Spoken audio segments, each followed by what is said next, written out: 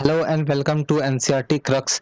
इस वीडियो में हम लोग देखेंगे the cold war era chapter की एमसीक्यू।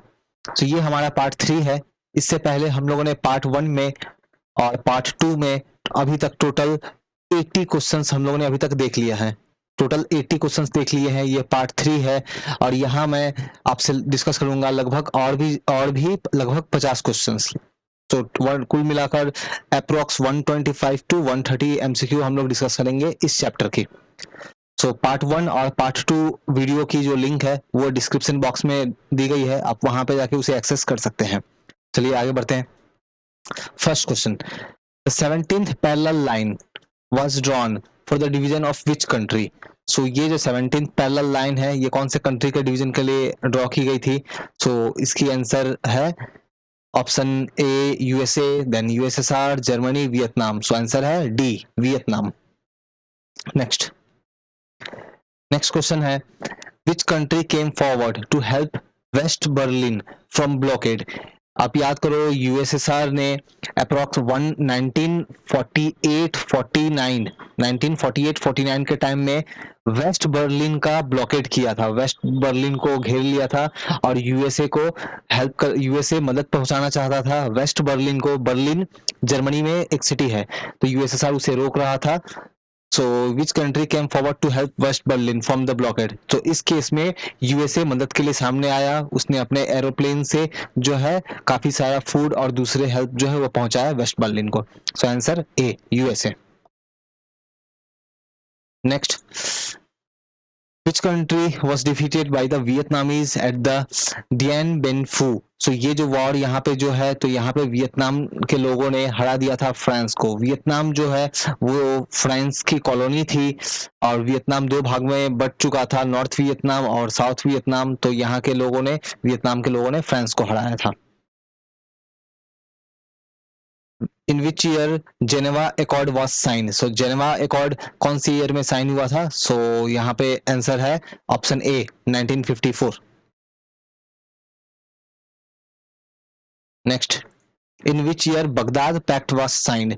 बगदाद पैक्ट के थ्रू ही फॉर्मेशन हुआ था सिएटो का। दो ऑर्गेनाइजेशन हम लोगों ने इस बुक में देखे हैं, इस चैप्टर में। एक था सिएटो, दूसरा था सेंटो। तो सिएटो का फॉर्मेशन जो है वो बगदाद पैक्ट के थ्रू हुआ था और ये हुआ था 1955 में। सेंटो का फॉर्मेशन 1954 में हुआ। सिएटो का फॉर्मेशन जो है एस वाली, सो 1954 में हुआ था सेंटो का, और ये हुआ था मनीला पैक्ट से। सो बगदाद पैक्ट जो है वो 1955। बे ऑफ पिग इन्वेजन कौन से इवेंट से रिलेटेड है? सो क्यूबा को यूएस की नेवी ने चारों तरफ से उसे घेर लिया था अपने नेवी के द्वारा। सो बेसिकली यूएसए का ये एक इन्वेजन था क्यूबा पे, इसी को हम लोग बोलते हैं bay of pig invasion. So option A, USA invasion on Cuba. What is the year of American war of independence? America का वॉर ऑफ इंडिपेंडेंस को अगर आप देखोगे तो ये 1787 जाता है। सो ये वॉर ऑफ इंडिपेंडेंस जो है वो 1787 है। अमेरिका ने कौन से ईयर में डोमिनिका रिपब्लिक, ये कंट्री है, इस अमेरिका ने कौन से ईयर में इस कंट्री में इन्वेजन किया था, इंटरवीन किया था? सो करेक्ट आंसर है इसकी option B, 1965। Next, which US president visited China in 1972?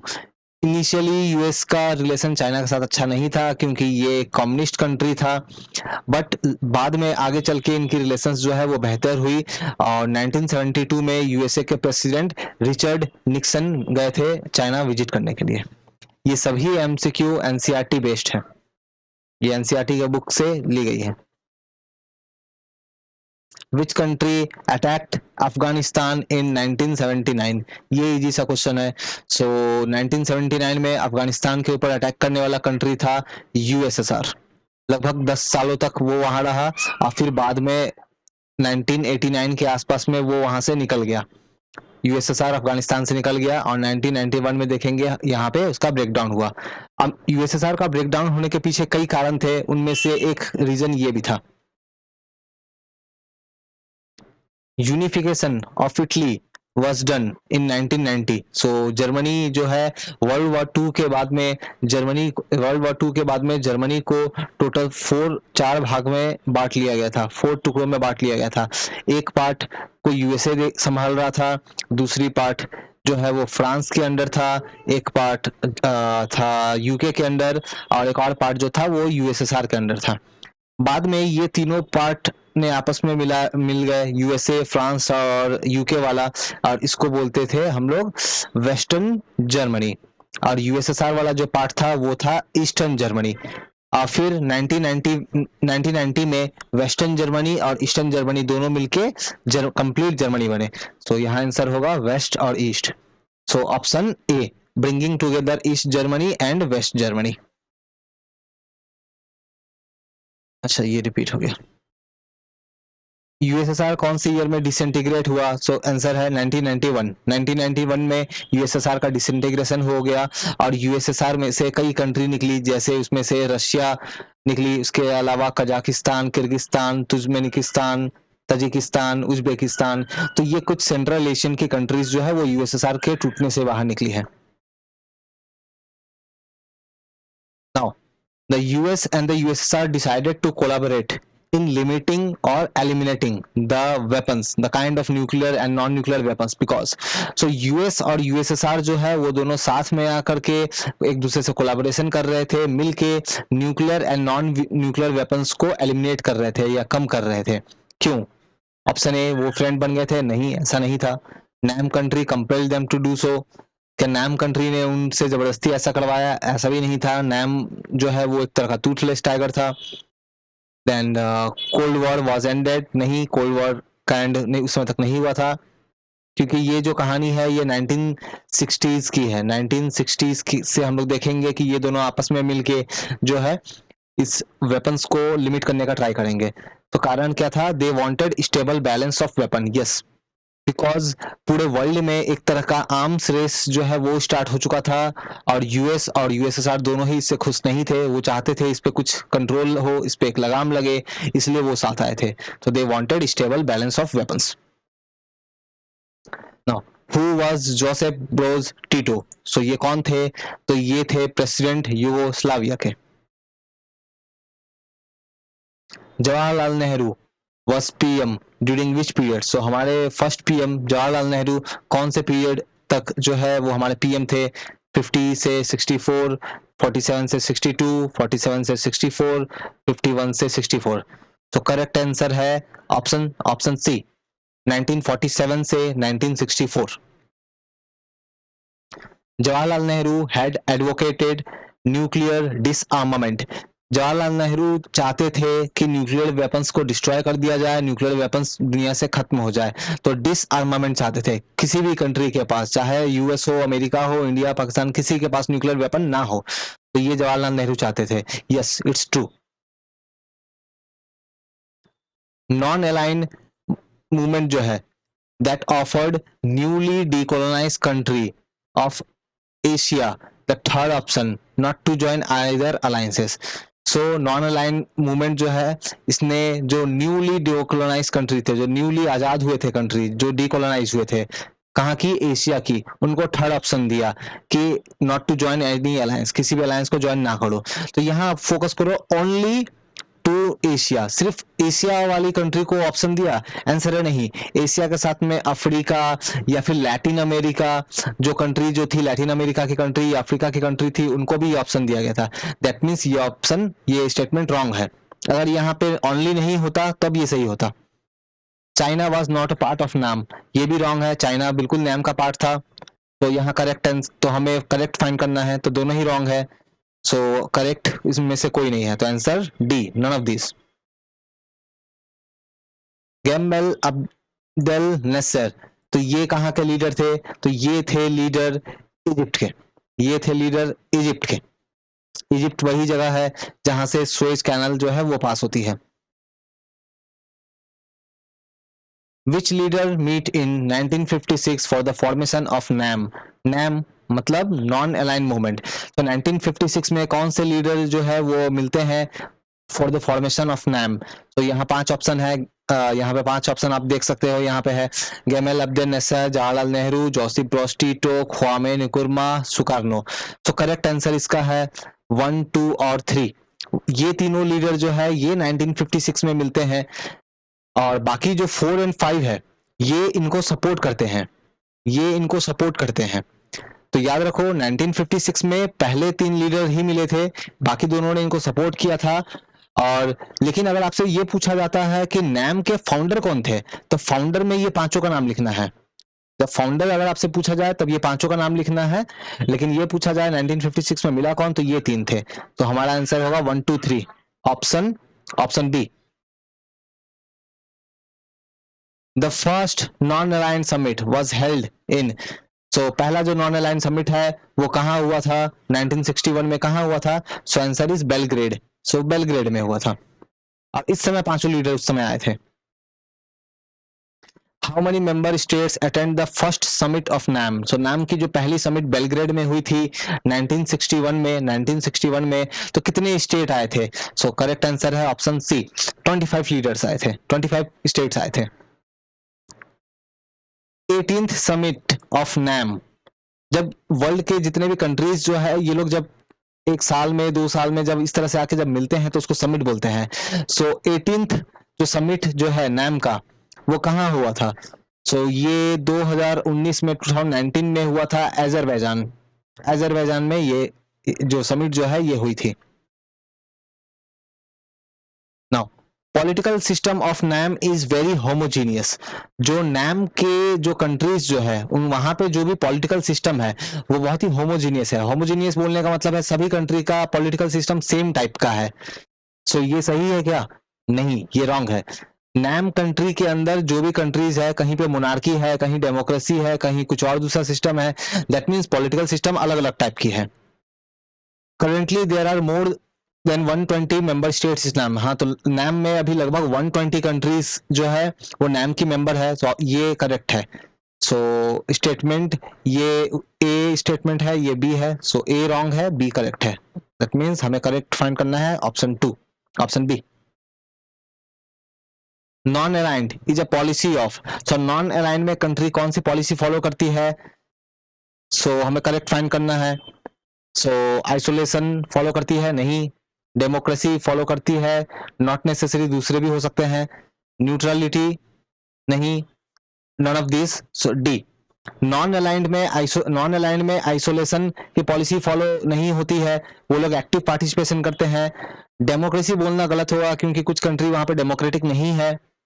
Neutrality भी फॉलो नहीं करती है बिकॉज वो लोग एक्टिव पार्टिसिपेशन करते हैं और वॉर को या फिर जो भी टेंशन है उसको काम डाउन करने की ट्राई करते हैं। और तो यहाँ पे ऑप्शन होगी none of this. Most of the countries of NAM where.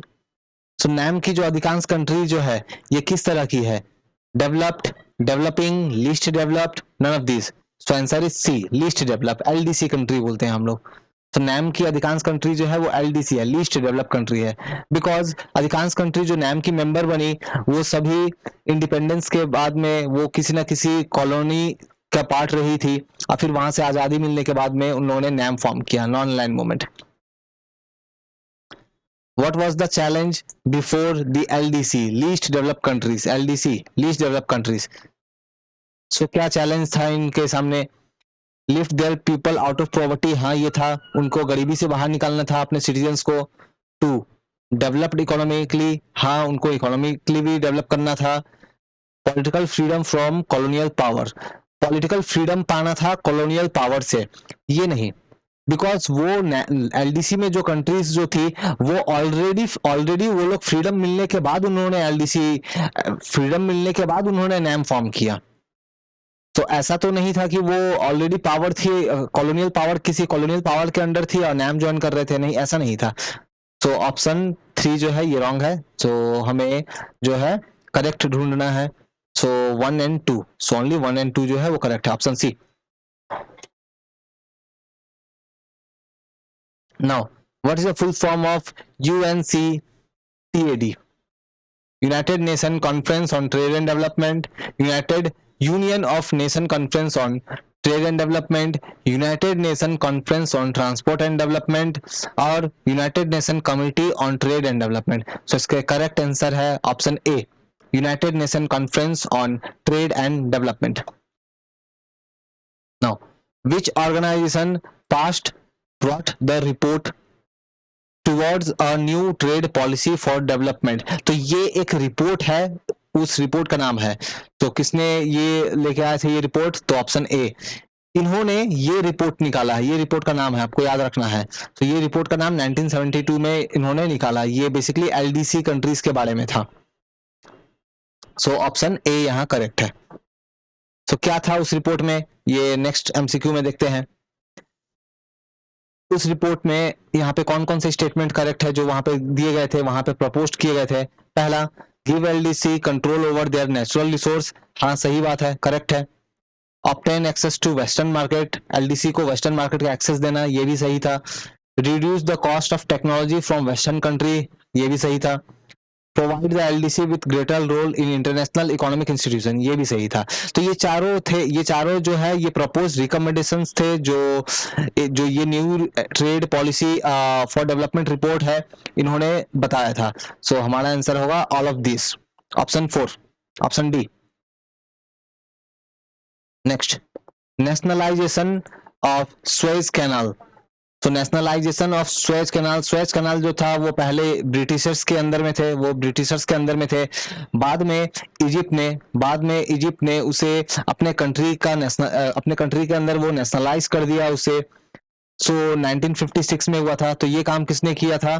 तो ये काम किया था ऑप्शन ए, गैमल अब्देल नेसर, इन्होंने किया था। ये इजिप्ट के लीडर थे, तो इन्होंने नेशनलाइज किया सुएज कैनाल को। आप मुझे कमेंट करके ये बताओ कि सुएज कैनाल जो है वो कौन सी 2 वाटर बॉडीज को ऐड करती है। आप देखोगे अफ्रीका आपको नजर आएगा, और यहाँ पे आपको जो है वो कुछ यहाँ पे आपको अरेबियन कंट्रीज नजर आएंगी, और यहाँ पे सुएज कैनाल है। तो यहाँ एक वाटर बॉडी है, यहाँ एक वाटर बॉडी है। तो आप मुझे ये बताओ ये कौन सी 2 वाटर बॉडी को ऐड करती है। और दूसरा एक और चीज मैं बोलूंगा, आप लोग प्लीज इस चैनल को बिल्कुल आप लोग सब्सक्राइब करें। Now accession and reason. By the late 1980s, the NEO initiative had been faded. So 1980s आते आते NEO जो था, न्यू इंटरनेशनल इकोनॉमिक ऑर्डर, इसका इनिशिएटिव जो था, ये लोग जो स्टेप ले रहे थे वो उतना काम का नहीं रह गया था, वो फेड हो गया था, उतना इफेक्टिव नहीं रहा था। तो ये सही है, 1980 आते आते NEO जो है इसकी इफेक्टिवनेस कम हो गई थी।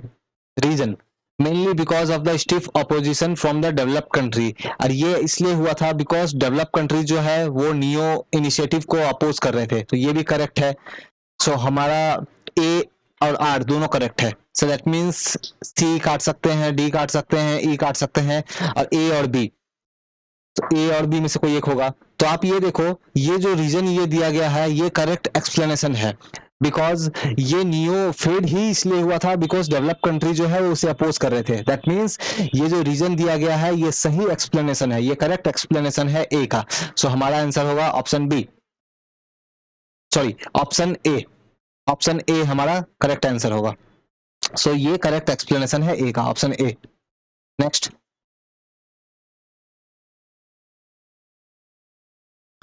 who was the first president of Indonesia? So Indonesia के फर्स्ट प्रेसिडेंट कौन थे? तो यहाँ पे जो ऑप्शन जो है वो है ऑप्शन डी, सुकार्नो।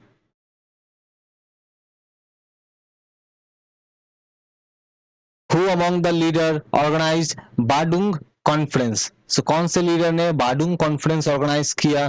तो इसका आंसर भी है ऑप्शन डी, सुकार्नो।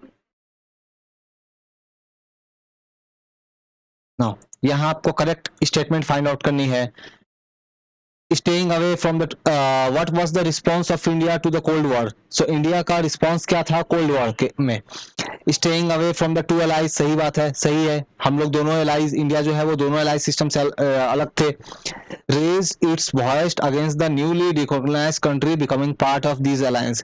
अब इशू ये हुआ था कि कुछ न्यूली डिकोलोनाइज्ड कंट्री जो है वो किसी न किसी फायदे की लालच में वो अलायंसेस को ज्वाइन कर रहे थे. सो इंडिया ने इसे क्रिटिसाइज किया. मतलब ये स्टेटमेंट भी सही है.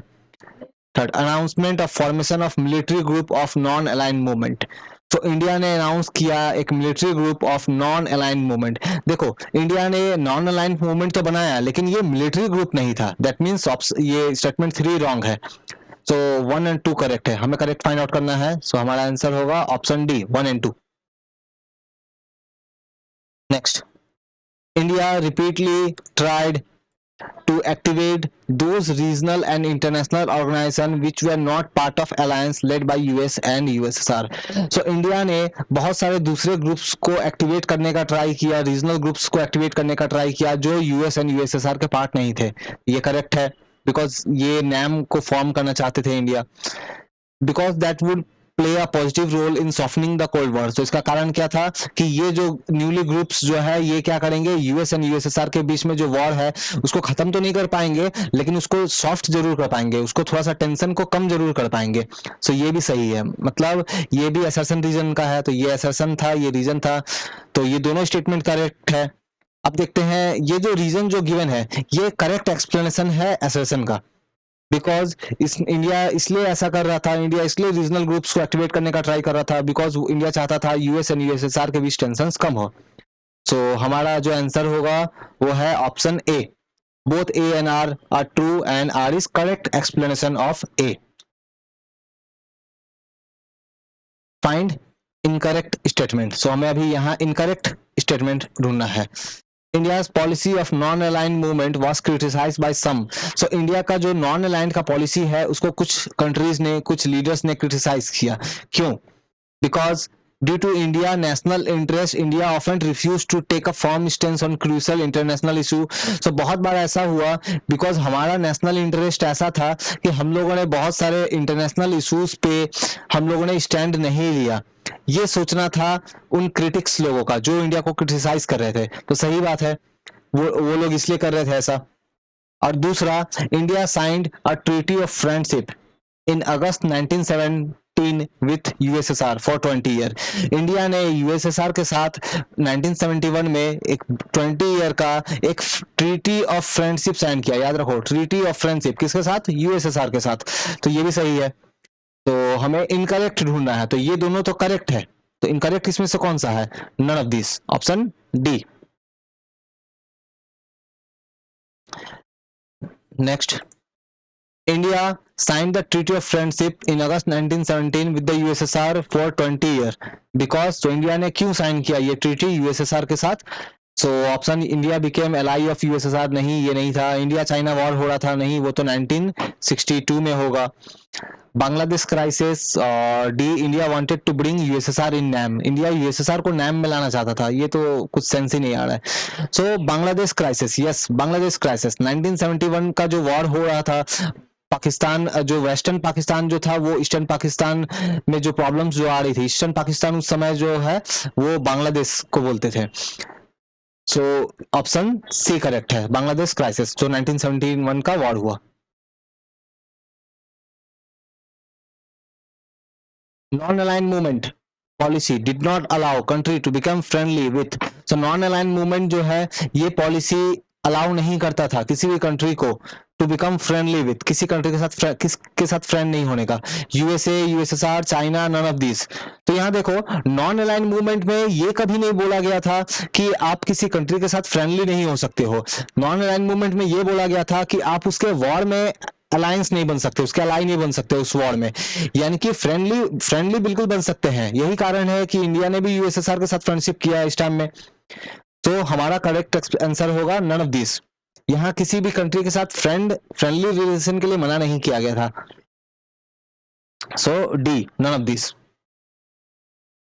What is the full form of LTBT? So ये ट्रीटी जो था, ये ट्रीटी था एक्चुअली न्यूक्लियर वेपन्स की टेस्टिंग को बैन करने के लिए। तो इसका फुल फॉर्म है लॉन्ग टेस्ट बैन ट्रीटी, नहीं limited test ban treaty, yes liquid test ban, limited test ban target नहीं। So option B limited test ban treaty. कौन से ईयर में ये साइन हुआ? सो हम लोगों ने इससे पहले देखा है, ये साइन हुआ 1963 में। Which country did not sign LTBT in 1963? So कौन से कंट्री ने LTBT साइन नहीं किया 1963 में? So 1963 में यूएस, यूएसएसआर, चाइना और सॉरी यूएस, यूएसएसआर और यूके, ये तीनों कंट्री जो है, इन तीनों कंट्री ने साइन किया था। तो यहाँ पूछ रहा है किसने साइन नहीं किया था? सो ऑप्शन सी, चाइना ने साइन नहीं किया था। LTBT बैन करता है न्यूक्लियर वेपन्स के टेस्ट को, न्यूक्लियर वेपन्स के टेस्ट को कहाँ? Outer space, atmosphere, under water, underground. तो करेक्ट आंसर है आउटर स्पेस में बैन, एटमॉस्फेयर में बैन करता है, आउटर स्पेस में बैन करता है, अंडर वाटर बैन करता है। That means 1, 2 and 3। So option D, option D 1, 2 and 3। According to NPT, NPT का फुल फॉर्म क्या है? Non proliferation treaty. एनपीटी का फुल फॉर्म क्या है? Non proliferation treaty. So according to NPT, NPT which country is non nuclear weapon state? So इनमें से कौन सा है जो न्यूक्लियर वेपन स्टेट नहीं है? आप देखो यहाँ जितने भी कंट्री है सभी के पास न्यूक्लियर वेपन्स है, लेकिन यहाँ क्या पूछ रहे हैं कि एनपीटी के अकॉर्डिंग कौन नॉन न्यूक्लियर वेपन है। तो याद रखो एनपीटी में रूल क्या है कि जिस कंट्री के पास 1 जनवरी 1967, 1 जनवरी 1967 से पहले जिनके पास न्यूक्लियर वेपन आ गए थे उनको न्यूक्लियर वेपन स्टेट माना जाएगा। अब इसके बाद किसी के पास अगर आया है तो उसको नहीं मानेंगे, उसको न्यूक्लियर वेपन स्टेट नहीं मानेंगे। सो इंडिया यहाँ पे हमारा आंसर है। इंडिया के पास न्यूक्लियर वेपन जो है वो 1967 के बाद आया था। दैट मींस इंडिया को एनपीटी के according non nuclear weapon state मानते हैं। तो ये वाला अभी जस्ट हम लोग मैंने एक्सप्लेन किया कि जो डेट है वो डेट है 1 जनवरी 1967। एनपीटी के अकॉर्डिंग न्यूक्लियर स्टेट उन्हीं को बोलेंगे जिनके पास 1 जनवरी, ये ऑप्शन डी, ऑप्शन डी 1 जनवरी 1967 के तक जिसके पास न्यूक्लियर वेपन्स आ जाए, option D. What was the objective of strategic arm limitation talks? तो यहाँ पे आप देखोगे कि यूएस और यूएसएसआर के बीच में कई सारी ट्रीटीज होंगी, जैसे सॉल्ट 1 है, फिर एक और होगी सॉल्ट 2 होगी। ये अप्रॉक्स 1969 के आसपास होगा, ये 1972 के आसपास होगा ये ट्रीटी। बेसिकली इन सब ट्रीटी का जो एम था वो एम ये था कि जो वेपन्स है, वेपन्स के जो आर्म्स रेस जो स्टार्ट हो गई थी उसको कंट्रोल करना। सो यहाँ पे करेक्ट आंसर होगा, यहाँ देखो नन ऑफ दिस है। स्टॉपिंग नैम, नैम का लेना देना यहाँ नहीं है। न्यूक्लियर वेपन को बैन करना नहीं, इसके लिए तो एलटीबीटी है, इसके लिए तो एलटीबीटी है। Limitation of anti ballistic missile system, yes option A, anti ballistic missile system को रोकना। नाउ एक और ट्रीटी है स्टार्ट 1। सो ये साइन हुई थी 1991 में, और इसी का एक और वर्जन आया था start 2, strategic arms reduction treaty. Full form याद रखना है, स्ट्रेटेजिक आर्म्स रिडक्शन ट्रीटी। तो इसी का एक और वर्जन आया था स्टार्ट 2, वो आया था 1993 में। तो ये भी अगेन ये जो ट्रीटी है ये भी इसलिए था कि वेपन्स को कंट्रोल किया जाए। तो ये साइन किसने किया था? तो इसको साइन करने वाले थे यूएसए से जॉर्ज बुश सीनियर थे। तो ऑप्शन ए, यूएसएसआर से थे मिखाइल गोर्बाचेव, मिखाइल गोर्बाचेव, और यूएसए और यूएस से थे, यूएस के प्रेसिडेंट थे जॉर्ज बुश सीनियर। याद रखना है जॉर्ज बुश सीनियर थे। तो इन दोनों ने साइन किया था स्टार्ट 1 जो ट्रीटी जो है साइन किया था 1991 में। स्टार्ट 2 ट्रीटी जो है जो 1993 में साइन हुआ था उसको साइन किया गया, उसको साइन किया था जॉर्ज डब्ल्यू बुश ने। ये तो थे, लेकिन यूएसएसआर के प्रेसिडेंट उस समय तक बदल गए थे। यूएसएसआर के प्रेसिडेंट उस समय थे Boris Johnson, sorry Boris Yeltsin. So start 2 treaty जो है उसको साइन किया था बोरिस येल्सिन और ये जॉर्ज बुश सीनियर ने। ओके, तो ये रहा complete MCQ series of the cold war era. इसके बाद मैं नेक्स्ट चैप्टर की एमसीक्यू लेके आऊंगा। अगेन आपसे रिक्वेस्ट है कि आप काइंडली चैनल को बिल्कुल आप सब्सक्राइब करें। Thank you.